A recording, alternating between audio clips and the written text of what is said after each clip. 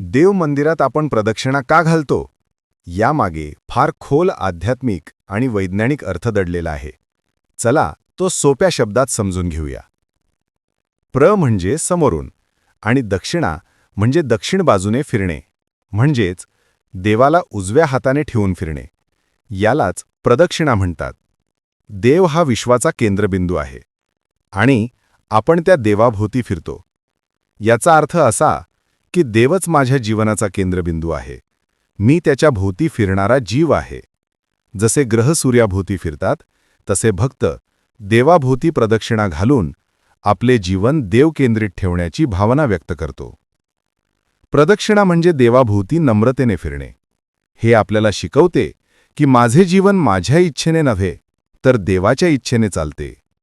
याने अहंकाराचा नाश होतो आणि भक्तिभाव वाढतो. मंदिरात ऊर्जेचे केंद्र म्हणजे पॉझिटिव्ह एनर्जी झोन देवाच्या मूर्तीसमोर असते.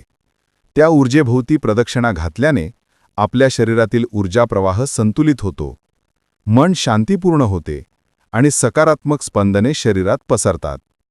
साधारणपणे 3 किंवा 5 प्रदक्षिणा घातल्या जातात. पहिली भक्तीला, दुसरी कर्तव्याला आणि तिसरी आत्मसमर्पणाला अर्पण मानली जाते.